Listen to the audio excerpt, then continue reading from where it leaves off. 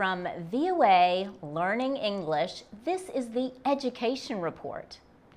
Kid Pan Alley is a nonprofit organization that holds songwriting workshops for students across the United States.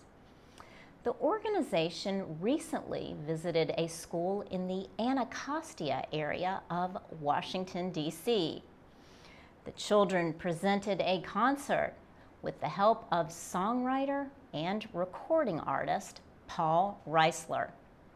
He established Kid Pan Alley in 1999 and has worked with more than 35,000 students and produced more than 2,200 songs since that time. He says the power of music can teach children skills they might not learn in school. He believes the American educational system is focused too much on standardized tests to measure success. But Paul Reisler says we now live in a creative economy. He says his group is trying to inspire children to be creative. At Orr Elementary School in Anacostia, 95% of students come from poor families. Marlon Ray is the school's dean of students.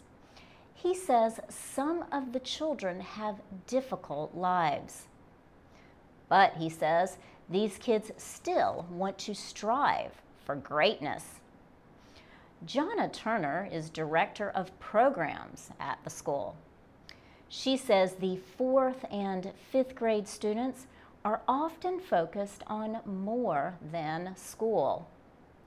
They can be important helpers for their families. They make sure food is ready when they come home and do other tasks. Yet, students are often influenced by what happens around them. A shooting took place in April directly in front of the school. Although no one was injured, the event affected the whole community.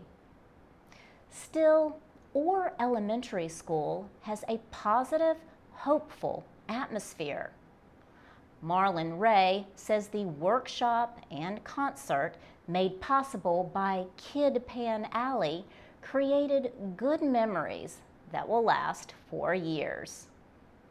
For VOA Learning English, I'm Laurel Bowman.